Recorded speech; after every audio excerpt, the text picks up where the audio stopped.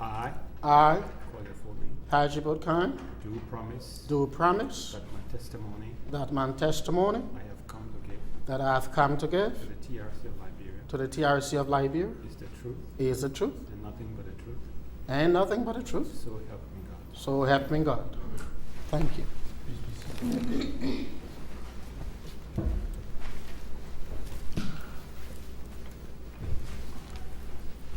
Mr. Witness, we want to say welcome and thanks for coming. Thank you.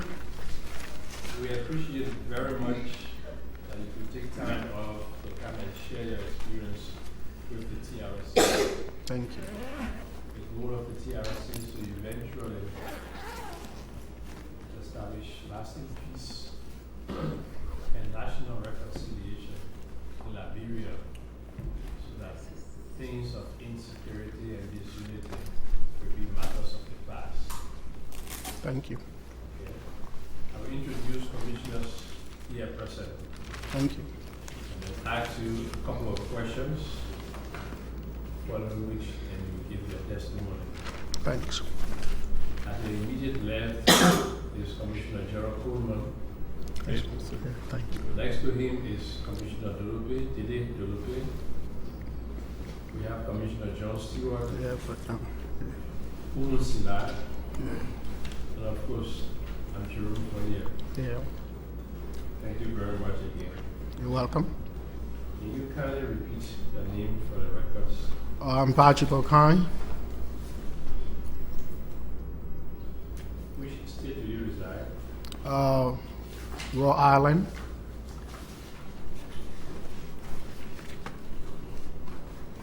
When did you migrate to the U.S.? 1994.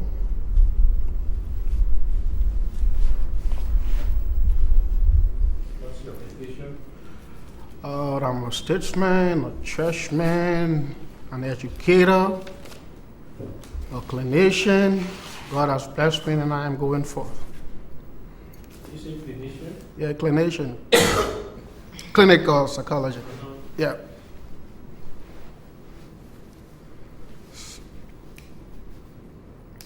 Your date of birth, please.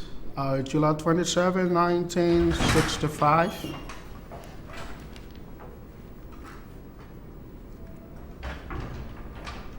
Okay. With that brief introduction, you can proceed now with the testimony.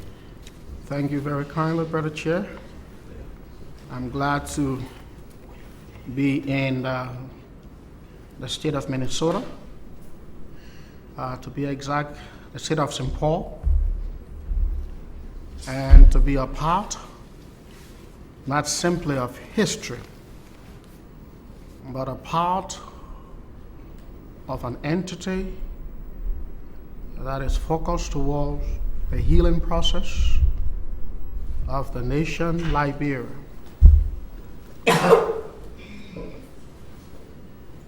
Prior to coming to the United States of America, I was a student at Charlotte Toddler, where I graduated from, student of the Baptist College. And while in the United States, I attended Springfield College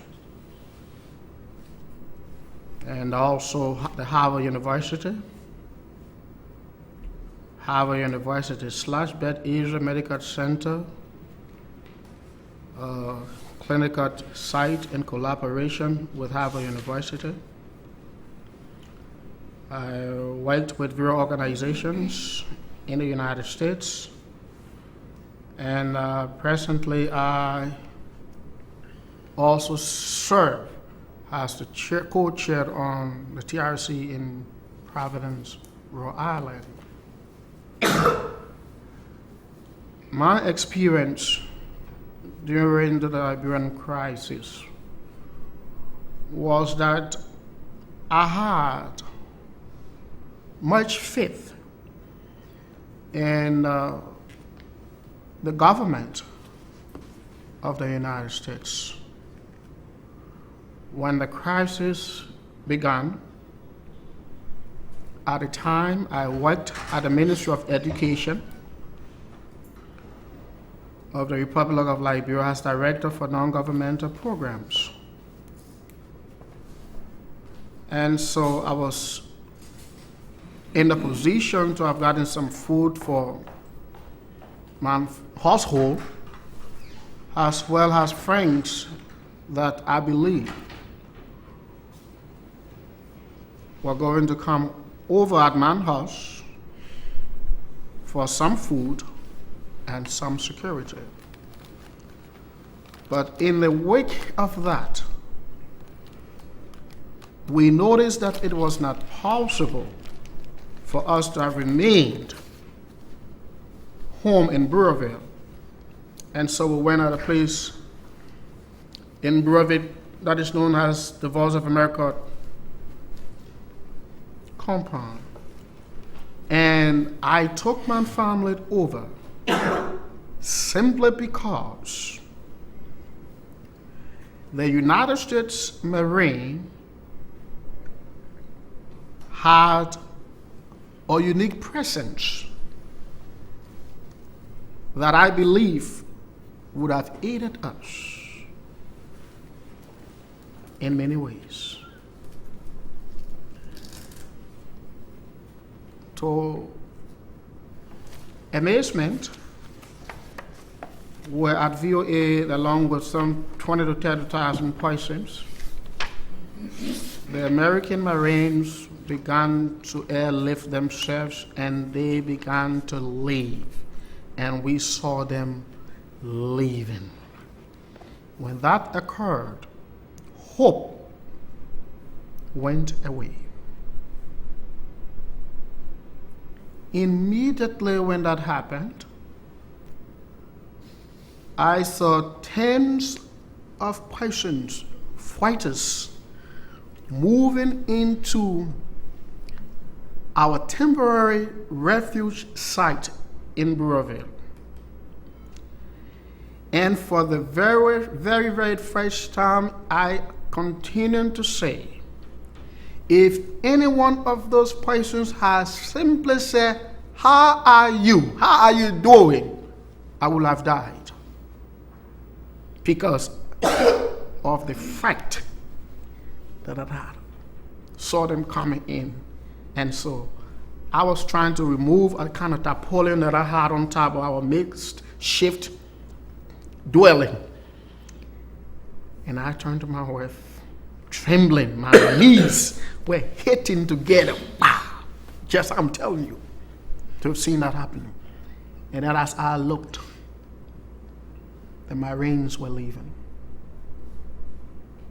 Thousands of persons at the mercy of those fighters. When we left, according to information received, hundreds of civilians were massacred at VOA. Hundreds.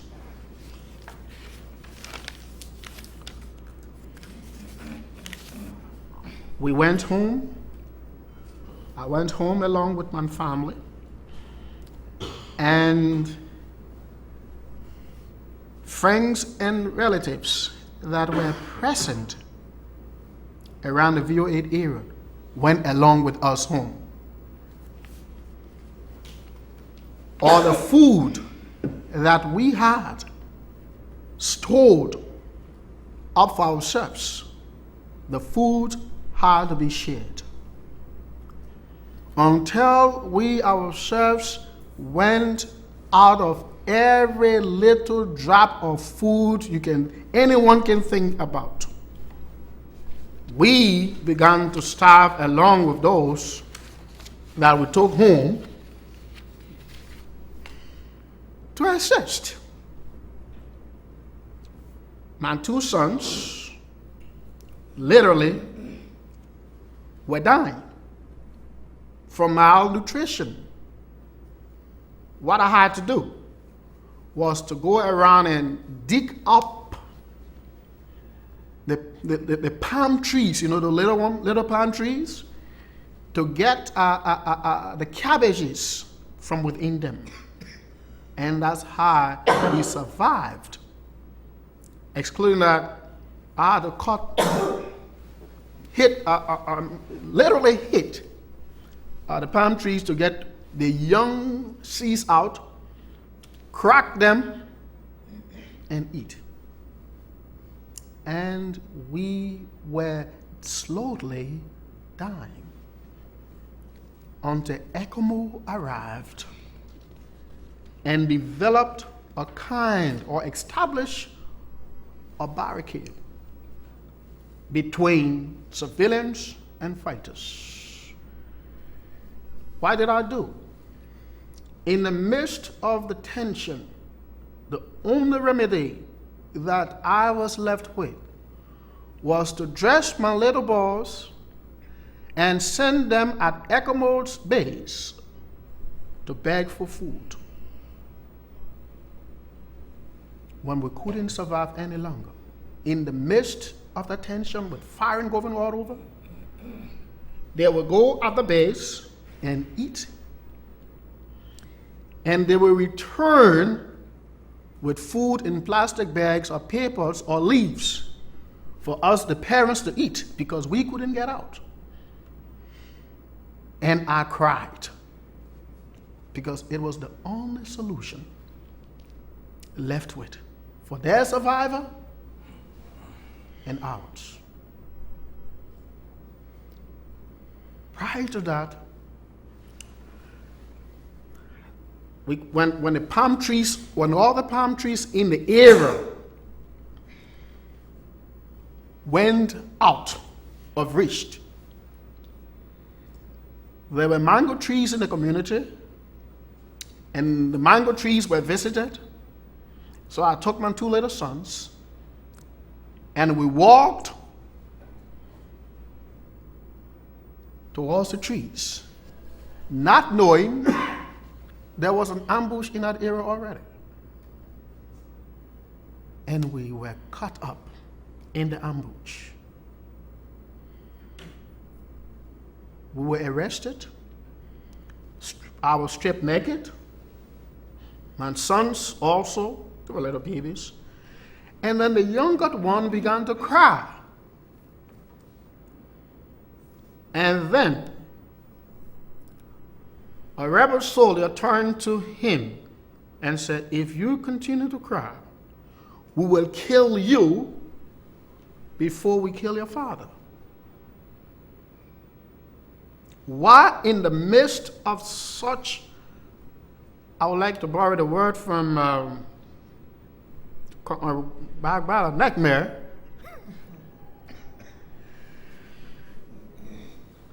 Charles Taylor attacked that area, loosening the other group from the focus from us. They had to run and get prepared. One of the fighters then there turned to me and said, "You get out of here, you get out here." And then in an exchange of gunfires, I began to run with my sons. How we left in the exchange, God is the only one who knows. Because you could feel, you could hear the sound of those bullets. Wing! I'm telling you, you could feel the heat. And I left with those kids. Up to now, I tell folks I have testimonies. And if anyone who doesn't believe that there's a God, you come to me and ask me whether there is a God, and I tell you, because of my unique experience, that God saves. And so we got out. I would like to just stop here because folks are tired and entertain questions.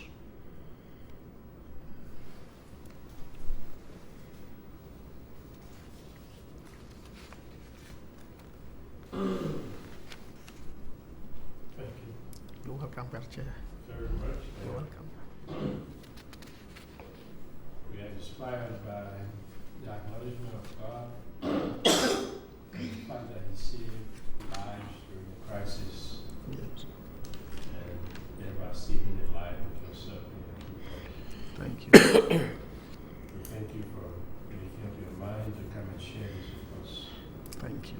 even after all this time. We'll ask you some questions Thanks. so that it presents an opportunity for us to exchange.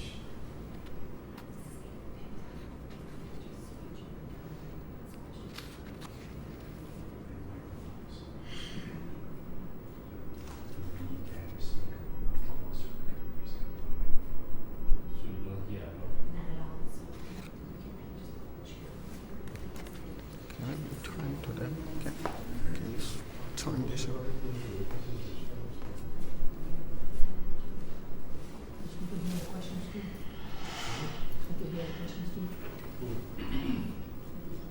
Come here, Chair. Okay, so whoever asked the question, Kuma see the bill, we see in order.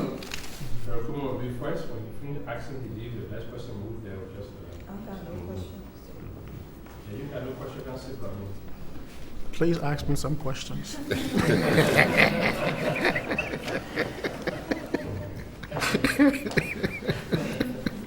Okay, so Mr. Witness, thanks You're very welcome. much. You're welcome. And Kuma will begin, will lead the question. Thank you. Okay, thank you very much for the presentation you made. Thank you.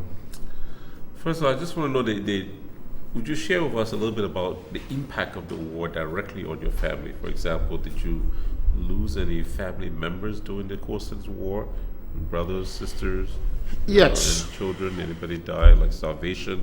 This helps us to Yes. just keep record and understanding. And then the second question, just to make everything one package, is I noticed in your testimony you mentioned about Prince Johnson being brought in by Marines from Nimba to Monrovia. Could you elaborate a little bit on that too? That would be my second question. Thank you. My older brother was captured or taken from his home in Sano. He was in Sibe by a group I think called Lord, a group led by George Boley. Oh, LPC. LPC, okay, thank you. And he was not killed, but according to the information we received, he was put in a canoe, tied up, put in a canoe, and allowed to go. And since then, he's never been seen.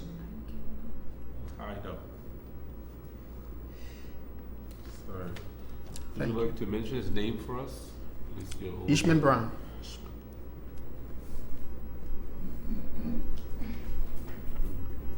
Say what's your. My older brother, he was an electrician. Yeah. So your father and mother didn't suffer on the By LPC, right? The group led by George Boley, I don't remember. LPC, Yeah, LPC.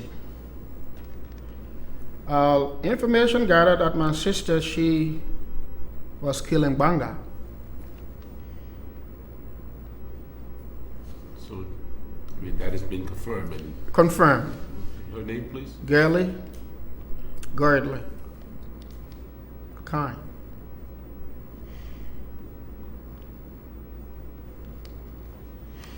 What year those two incidents took place? Sister Ishmael? My sister, I think it was 1990, either 92, 93, 94, something like that. Because, you know, you don't actually know until later on you get the information. Because we couldn't go over. And so the information came later. My mother, she fled from the house with just a piece of cloth around her waist. And her house was set afire because she was in Kakata. And she lived in the forest for some 2 years, along with other friends.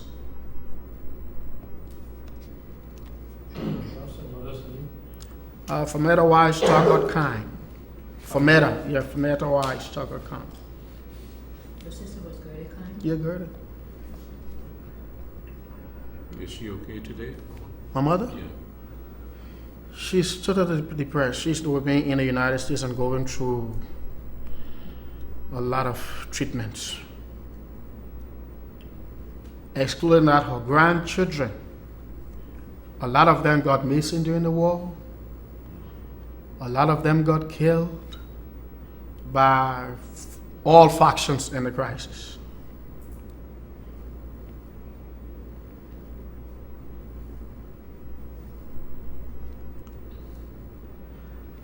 As for my father, he was carried away by Prince Johnson, a Charles Taylor group, at one time by the EFL, another time by Prince Johnson group, another because he lived somewhere right on the bypass there, and another time by the EFL, and he stayed long in each of those territories, humiliated, predicated upon those events. He took sick. And in the absence of adequate medication and well-trained doctors at the time, he died. Father's name, please. Reverend Dr. Malu A. Kyne. Malu A. Kyne.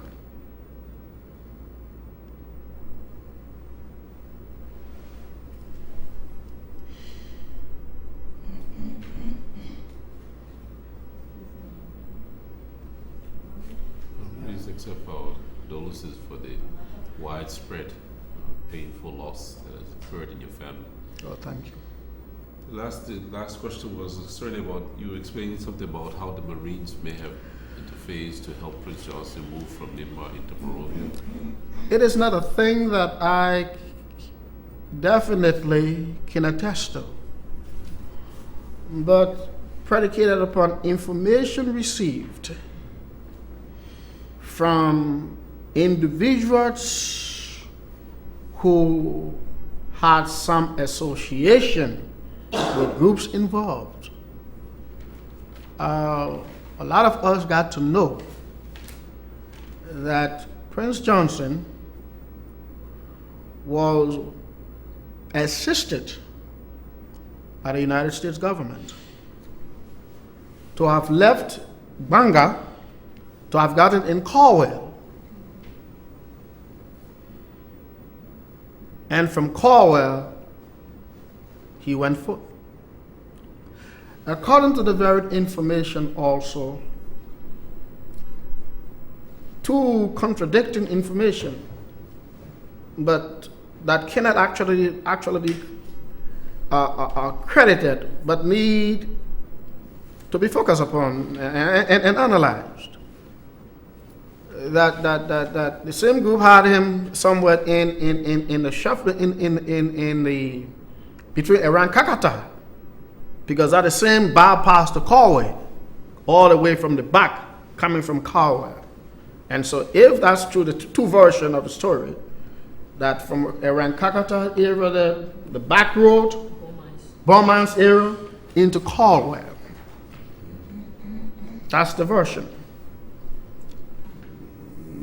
That yet will have to be authenticated.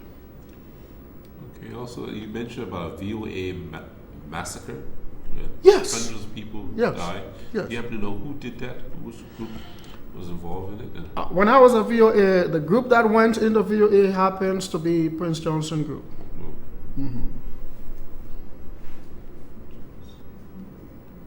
what time, approximately, remember what time of our history that took place? In the 80s? Or? It was 1989. You mentioned over 100 persons, you think, died? Over 100 persons were killed according to the info, because I was at VOA. I was there. I lived there. And those who fled came back with information, because I was living in Brewerville, and you could find people coming with tears. You could find them coming crying, tell